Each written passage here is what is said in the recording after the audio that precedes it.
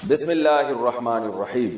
عورت کا سر پر جوڑا باندھنا، کیا آپ صلی اللہ علیہ وسلم کی ایسی کوئی حدیث ہے کہ میری امت کی عورتوں نے اونٹ کے کوہان کی طرح جوڑے باندھے ہوئے ہوں گے؟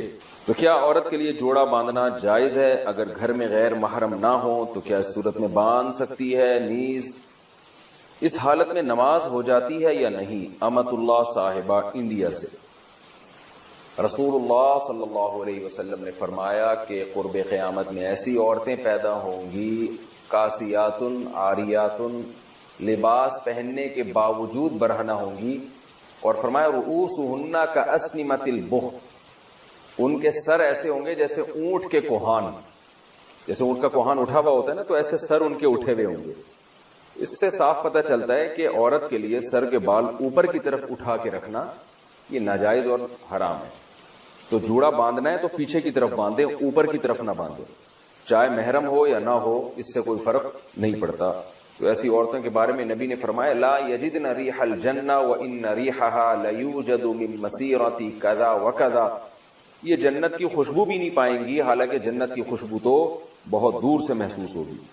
اور ایسی حالت میں عورت کے لیے نماز بھی جائز نہیں ہے، مکروہ تحریمی ہے، کیونکہ نماز کے اندر گناہ کا ارتکاب کیا جا رہا ہے۔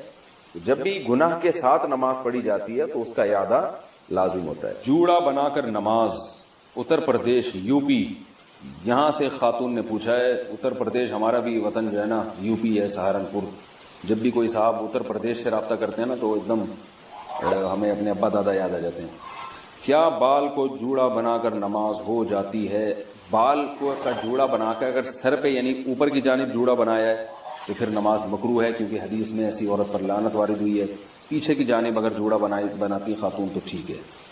آئی لائنز لگانا، یو پی سے کسی نے پوچھا ہے خواتین کے لیے آنکھوں پر آئی لائنز لگانا کیسا ہے؟ میں نے سنا کہ یہودی لگایا کرتے تھے۔ آئی لائنر یہ کیا ہوتا ہے بھائی؟ آئی لائنر یہ کیا ہوتا ہے؟ کاجل کی طرح؟ بہرحال جی یہ کہہ رہے ہیں کاجل کی طرح کی کوئی چیز ہے آئی لائنر، تو لگانا جائز ہے، یہودی تو لگایا کرتے تھے، لگاتے بھی ہوں، تو یہ تو ایک زینت کی چیز ہے نا، اس کا یہودیوں سے کوئی مذہبی رسم تھوڑی ہے۔ باقی اس میں یہ دیکھ لینا چاہیے کہ کوئی ایسی چیز لگانا کہ اس کی تہ جم جائے اور وضو کا پانی اس میں نہ جائے تو ناجائز ہوگا، جیسے نیل پالش میں۔ اور اگر صرف زینت برائے زینت ہی ہے، یا مینسز کے دنوں میں خواتین لگا رہی ہیں کہ وضو کا کوئی مسئلہ ہی نہیں ہے اس وقت، تو پھر بلا کراہت جائز ہے۔ خلاصہ یہ کہ یہودیوں کی وجہ سے یہ ناجائز نہیں ہے۔ پانی پہنچے نہیں پہنچے وہ آپ خود تحقیق کر لیں کہ اس میں پانی پہنچتا ہے کہ نہیں پہنچتا، اور پانی پہنچتا ہے یا نہیں پہنچتا اس کا ایک سادہ پروسیس ہے کہ آپ کاغذ پہ کسی بھی ایسی چیز کو لگائیں جو آپ نے جسم پہ لگانی ہے نا، کاغذ پہ لگائیں، جب وہ خشک ہو جائے تو پانی ٹپکائیں، تو پانی کا قطرہ اگر جذب ہو جاتا ہے اندر تو اس کا مطلب پانی پہنچ رہا ہے، جذب نہیں ہوتا تو اٹ مینس پانی نہیں پہنچ رہا۔ واٹر پروف کاجل یا آئی لائنز میں وضو کا حکم۔ کاجل میں آئی لائنر میں واٹر پروف لکھا ہوا ہوتا ہے، ایسا نہیں ہے کہ اس میں کوئی پلاسٹک لگتی ہے، پلاسٹک دکھتی ہے، لیکن اس پر یہ لکھا ہوتا ہے، تو کیا اسے لگا کر وضو اور نماز ہو جاتی ہے یا نہیں؟ اگر واٹر پروف ہے تو صاف مطلب ہے کہ اس کے اندر پانی نہیں جائے گا، اور جب پانی نہیں جائے گا اس کے اندر تو پھر وضو نہیں ہوگا، نماز بھی نہیں ہوگی۔ شوہر کی خواہش پر آئی بروز بنانا، اگر شوہر کی خواہش ہو تو کیا بیوی کے لیے آئی برو بنانا جائز ہوگا؟ مسز خان کراچی سے، نہیں جی جائز نہیں ہے۔ نبی صلی اللہ علیہ وسلم نے لعنت فرمائی ہے ان عورتوں پر جو اپنی جو آئی بروز ہیں، بھویں ہیں، ان کے بال نوچتی ہیں، چونکہ یہ تغییر خلق اللہ ہے، اللہ کی تخلیق کو بگاڑنا ہے، تو حرام باتوں میں شوہر کی اطاعت جائز نہیں ہے۔ البتہ کسی خاتون کی آئی برو بالکل ایک عام معمول سے ہٹ کر ہو، بہت ہی زیادہ بھدی ہوں جیسے کہ جو عام طور پر ہوتی نہیں ہے، تو اس کو اتنا کر لینا کہ وہ نارمل بن جائے، اس میں حسن پیدا ہو جائے، وہ نہیں لیکن نارمل کنڈیشن میں آ جائے، تو اس کی گنجائش ہے، لیکن یہ بہت کم عورتوں میں ایسا ہوتا ہے۔ یہ مسئلے وضاحت کر رہا ہوں کہ ایسا نہ ہو کہ خواتین، ہر خاتون یہ سمجھیں کہ جی میری کیونکہ آئی برو جو ہے وہ باریک نہیں ہے، موٹی ہے، تو میں نوچنا شروع کر دوں، تو نارملی ایسا ہوتا نہیں ہے۔ بہت ہی زیادہ کسی کی بھدی ہو تو ایک الگ بات ہے۔ عورت کے لیے گھر میں سر کھلا رکھنے کا حکم، بنت عبداللہ اتر پردیش انڈیا سے، اتر پردیش یو پی، جہاں ہمارے باپ دادا بھی یو پی سے ہی آئے ہیں، سنسار پور سے۔ تو یو پی سے انہوں نے پوچھا، یو پی سے جب کسی کا فون آتا ہے نا تو وہ جو اردو بولتے ہیں مجھے بڑی اچھی لگتی ہے، کیونکہ مجھے اپنے والد اور دادا یاد آتے ہیں اس میں. دادی، وہ ہماری دادی اور والد جو اردو بولتے تھے نا، وہ بالکل وہی اردو تھی جو اب یو پی سے کسی کا فون آتا ہے تو وہ جو اردو بول رہا ہوتا ہے. مجھے بڑا اچھا لگتا ہے ان کا اردو بولنا، کیونکہ مجھے اپنے والد صاحب اور والدہ اور اپنی دادی جو ہمارے پرانے بزرگ دنیا سے جا چکے ہیں، اللہ تعالیٰ ان سب کی مغفرت فرمائے، ان سے جو ہم نے اردو سنی تھی وہ ایکسنٹ اور وہ لب و لہجہ ہمیں یو پی سے مل رہا ہوتا ہے. بڑا اچھا سا محسوس ہوتا ہے. کئی دفعہ جو یو پی سے کسی کی کال آئے تو میں ان کو کہتا بھی ہوں کہ آپ تھوڑی سی بات کریں، مجھے بڑا مزہ آ رہا ہے. مجھے ایسا لگ رہا ہے جیسے میرے والد صاحب کی یاد تازہ ہو رہی ہے، والدہ کی، اور جو ہماری دادی وغیرہ جو اردو بولا کرتی تھی. ہماری تو اردو ظاہر ہے وقت کے لحاظ سے چینج ہو گئی، لیکن وہ جو یو پی کی اردو تھی نا، وہ آج بھی یو پی والے وہی اردو بول رہے ہیں. ان کی اردو میرا خیال ہے چینج نہیں ہوئی ہے. تو انہوں نے کہا ہے کہ عورت کے لیے گھر میں سر کھلا رکھنے کا حکم. کیا گرمی کی وجہ سے لڑکی گھر میں والد اور بھائی کے سامنے صرف گلے میں دوپٹہ ڈال سکتی ہے؟ اگر سر نہ ڈھانپے تو کوئی حرج تو نہیں ہے. جائز ہے سر چھپانا، والد اور بھائی کے سامنے لازم نہیں ہے، لیکن بہرحال حیا عورت کی زینت ہے. اگر سر پہ چادر ڈال لیں تو اچھا ہی ہے، یہ برا نہیں ہے. بعض گھروں میں تو اس کا بڑا خیال کیا جاتا ہے. تو شریعت نے گنجائش ضرور دی ہے کہ عورت سر کے بال کھول سکتی ہے، لیکن اپریشیٹ نہیں کیا. تو اگر چادر سر پہ رکھیں تو زیادہ اچھی بات ہے، لیکن کوئی فرض نہیں ہے. اذان کے دوران سر پر دوپٹہ لینا، کیا اذان کے وقت سر پر دوپٹہ نہ لینا گناہ کا باعث ہے؟ نیز اگر کوئی ضروری بات ہو رہی ہو یا قرآن کی کلاس ہو رہی ہو تو کیا اذان کے وقت اسے جاری رکھنے میں کوئی حرج تو نہیں؟ بنت اجمل بہاول نگر سے. دیکھیں، دوپٹہ لینا کوئی حدیث میں تو حکم نہیں ہے اذان کے دوپٹہ لینے کا. البتہ اتنی بات ہے کہ شریعت نے یہ بات ثابت ہے کہ شاعر اسلام کا احترام لازم. وَمَن يُعَظِّمْ شَعَائِرَ اللَّهِ فَإِنَّهَا مِن تَقْوَى الْقُلُوبِ. قرآن کہہ رہا ہے کہ جو بھی شاعر اللہ کی تعظیم کرتا ہے، احترام کرتا ہے، تو یہ دل کے تقوی کی علامت ہے. اب احترام کا کوئی خاص طریقہ قرآن نے نہیں بتایا، یہ عرف پر چھوڑا گیا. تو اذان کے شاعر اسلام میں سے اس کا احترام کرنا چاہیے. تو ظاہر خواتین کے لیے احترام کا یہی طریقہ ہے کہ سر پہ چادر لیں، وہ تھوڑا سمٹ جائیں، تھوڑا ایک یعنی وقار ظاہر کریں. تو اس لیے خواتین کو اذان کے وقت دوپٹہ لازمی لینا چاہیے. رہا یہ مسئلہ کہ دوپٹہ نہیں لیں گی تو گناہ گار ہوں گی، تو گناہ تو نہیں ہے، لیکن یہ عمل بہرحال قابل ملامت ہے کہ تھوڑا سا انسان کو اللہ کے نام کا خیال کرنا چاہیے، خاص طور پہ جب عرف بھی ہو کہ اذان کا اسی طرح سے احترام کیا جاتا ہو. اور رہا یہ مسئلہ کہ اس وقت باتیں کرنا یا قرآن کی کلاس، تو بہتر تو یہی ہے اور بہت تاکید ہے اذان کے احترام کی. تو اذان جب ہو رہی ہو تو آپ اپنی کلاس کو تھوڑی دیر کے لیے روک لیں. حتیٰ کہ فقہا کہتے ہیں بہتر یہ کہ تلاوت بھی نہ کی جائے اس وقت، تو باتیں بھی نہ کی جائیں، اذان کو سنا جائے.